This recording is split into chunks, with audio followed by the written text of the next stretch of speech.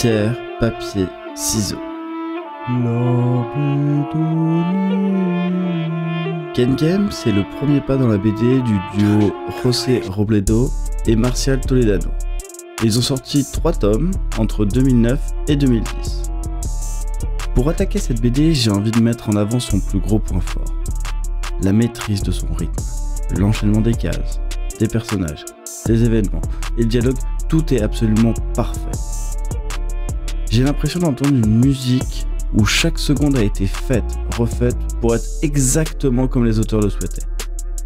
On en ressort de la fraîcheur, une histoire qui nous entraîne avec elle et on ne lui lâchera jamais la main. Mais tout ça, ça ne sert à rien sans une bonne histoire. On suit 3 personnages, 2 amis de longue date, Pierre et Thierry Jean, dit Tiji, et ce dernier lui présente sa future fiancée, Anne.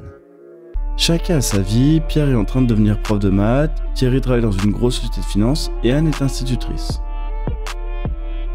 On va les suivre ensemble et chacun de leur côté, et ce qu'ils savent les uns des autres n'est pas forcément la réalité et ça on va s'en rendre compte assez vite.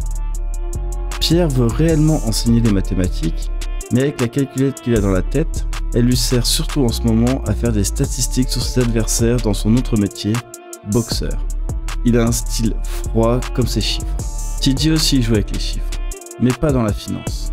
Il préfère les tables de poker, dans lesquelles il est très doué, et les rentrées d'argent le mettent à l'abri de tout soupçon. Quant à Anne, je vous laisserai le soin de le découvrir par vous-même, parce que les surprises font entièrement partie de l'expérience et il y en a beaucoup. Dans ce jeu de ping-pong à 3 joueurs, chacun va avancer pour gagner sur son terrain. Les événements et les actions de 1 auront une réponse chez les autres, mais ils n'agissent pas directement sur les actions des autres. Chacun reste dans son coin, il va y avoir parfois un mélange, mais c'est plus dans la narration qu'on va y trouver des similitudes. On va jouer entre du miroir fidèle et inversé, c'est l'enchaînement qui va lier le tout. Une bonne nouvelle peut être collée à une autre bonne nouvelle, et l'échec de l'un entraîna l'échec de l'autre qui entraîna aussi l'échec de la troisième. Parfois leurs secrets mutuels seront en conflit les uns avec les autres.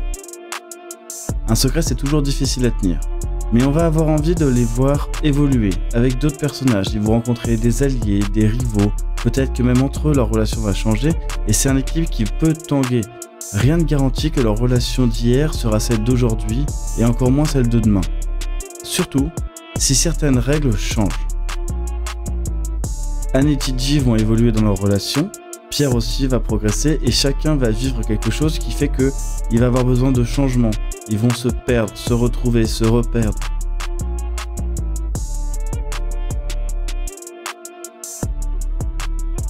Maintenant, j'ai envie d'aborder le travail de Marcial Toledano, dont le trait et les couleurs sont très douces, c'est très agréable à suivre, hyper fluide, hyper rythmé, et sa force est vraiment dans le découpage. Les cases sont découpées de manière à ce que les événements puissent se coller les uns aux autres, ça crée un lien sur tous les aspects. On sent qu'il a aimé ces personnages, qu'il a eu envie de les rendre intéressants, attachants. Ils ont des expressions qui sont lisibles, on a beaucoup d'empathie pour eux, on sent les coups qui vont se prendre, que ce soit psychologique, physique. Tout ça c'est très intéressant, moi j'ai vraiment beaucoup aimé, je trouve que c'est une BD qui devrait être beaucoup plus connue.